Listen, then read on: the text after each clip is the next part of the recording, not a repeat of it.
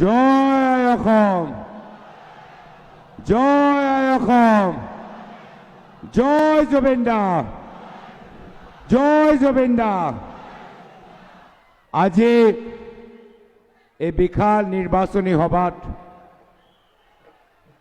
উপস্থিত থকা আমাৰ দলৰ নেতা ৰাহুল গান্ধী ডাঙৰীয়া, উপস্থিত থকা আমাৰ এই যিমানবোৰ কালচাৰেল গ্ৰুপবোৰ আছে, যিমান আমাৰ কালচাৰেল গ্ৰুপ আছে, অলপ আমাৰ মাজত আমাক ক'বলৈ দিয়ক।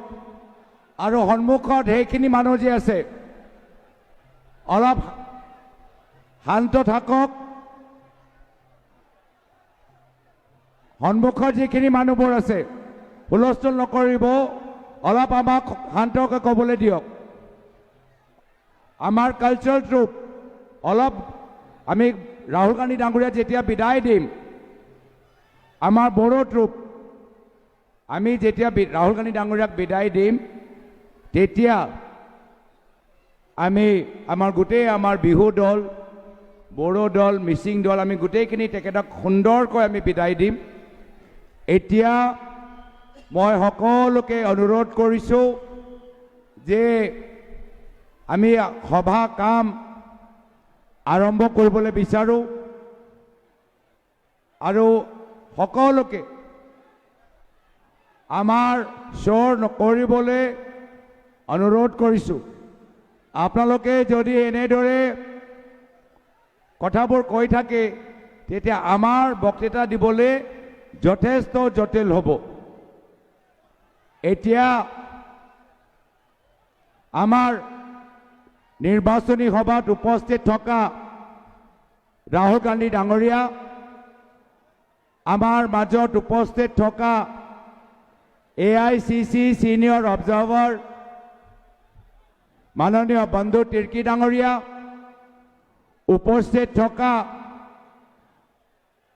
আমাৰ AICC সম্পাদক মনোজ চৌহান ডাঙৰীয়া, উপস্থিত থকা CPI-MLৰ ষ্টেট ছেক্ৰেটাৰী বিবেক দাস ডাঙৰীয়া, উপস্থিত থকা আমাৰ জিলা কংগ্ৰেছ সভাপতি প্ৰশান্ত হাজৰিকা ডাঙৰীয়া, উপসভাপতি মনোজ চৌহান ডাঙৰীয়া, আমাৰ কংগ্ৰেছ দলৰ মনোনীত প্ৰাৰ্থী জয়ন্ত বৰা ডাঙৰীয়া, শংকৰজ্যোতি কুটুম ডাঙৰীয়া, CPM দলৰ প্ৰাৰ্থী জ্ঞানদীপ চৰকাৰ ডাঙৰীয়া আৰু মঞ্চত উপস্থিত থকা আমাৰ প্ৰদেশ কংগ্ৰেছ, জিলা কংগ্ৰেছ, ব্লক কংগ্ৰেছ, মহিলা কংগ্ৰেছ, NSY যুৱ কংগ্ৰেছৰ সতীৰ্থসকল আৰু উপস্থিত থকা শ্ৰদ্ধেয় ৰাইজ,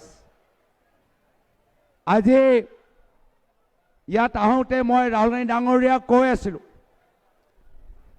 जे राहुल गांधी जी, आज हम उस जिला में आए हैं जिस जिला में कांग्रेस पार्टी के प्रथम अध्यक्ष स्वर्गीय छबीलाल उपाध्याय जी का जन्म हुआ, और आज उनके धरती में आए हैं। और इस मंच से मैं कांग्रेस के इस महान नेता, देश के महान नेता स्वर्गीय छबीलाल उपाध्याय के प्रति मैं अपनी श्रद्धांजलि व्यक्त करता हूं।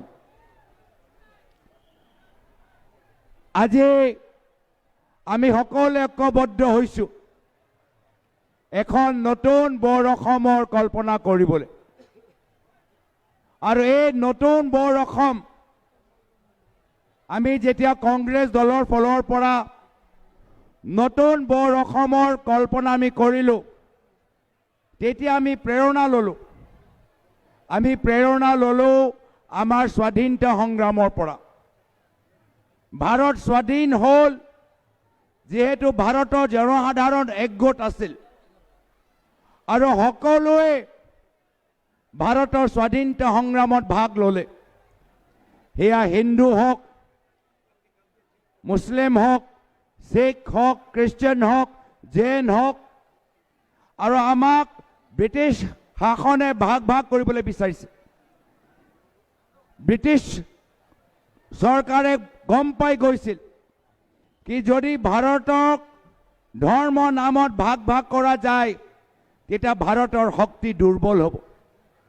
কিন্তু সেই সময়ত স্বাধীনতা সংগ্ৰামৰ সময়ত আমি সকলোৱে একগোট হলোঁ। সকলোৱে একগোট হৈ যোৱাৰ পিছত আমি স্বাধীনতা আন্দোলনৰ যোগেদি আমি ব্ৰিটিছক খেদিবলৈ সক্ষম হ'লোঁ। সেই স্বাধীনতা সংগ্ৰামৰ পৰা প্ৰেৰণা লৈ আমি বৰ অসমৰ কল্পনা কৰিছোঁ।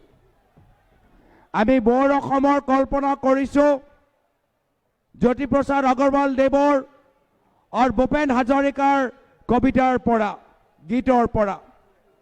ভূপেন হাজৰিকা, লক্ষ্মীনাথ বেজবৰুৱা, জ্যোতিপ্ৰসাদ আগৰৱাল সদায় এটা বৃহত্তৰ অসমীয়া সমাজ বাবে তেওঁলোকে নিজৰ শ্ৰদ্ধা নিবেদন কৰিছিল। এটা বৃহত্তৰ অসমীয়া সমাজ য'ত আমাৰ মিচিং, বড়ো, ৰাভা, কাৰ্বি, আদিবাসী, ভাষিক সংখ্যালঘু, ধৰ্মীয় সংখ্যালঘু আমি সকলোৱে যে থাকিব পাৰোঁ, আমাৰ মাজত মিলাপ্ৰীতি থাকিব, আমাৰ মাজত এনাজৰী থাকিব। জ্যোতিপ্ৰসাদ আগৰৱাল, লক্ষ্মীনাথ বেজবৰুৱা আৰু ভূপেন হাজৰিকাৰ কবিতাৰ আৰু সংগীতৰ পৰা প্ৰেৰণা লৈ এইবাৰ আমি বৰ অসমৰ কল্পনা কৰিলোঁ। আমি বৰ অসমৰ কল্পনা কৰিছোঁ। এই নতুন বৰ অসমৰ আমি কল্পনা কৰিছোঁ প্ৰায়তঃ তৰুণ গগৈদেৱৰ পৰা প্ৰেৰণা লৈ। প্ৰায়তঃ তৰুণ গগৈদেৱ সদায় দুখীয়া মানুহৰ বাবে চিন্তা কৰিছিল। কৈছিল যে কংগ্ৰেছ দল হ'ল দুখীয়া মানুহৰ দল। আমি মহাত্মা গান্ধী দল, সুভাষ চন্দ্ৰ বসুৰ দল আৰু মহাত্মা গান্ধীয়ে আমাক শিকাই থৈ গ'ল যে আমাৰ কৰ্তব্য হ'ল যে প্ৰত্যেক দুখীয়া মানুহৰ চকুপানী মোহাৰি দিয়া। আমি এই মহান দলৰ আমি সৈনিক, আমি এই মহান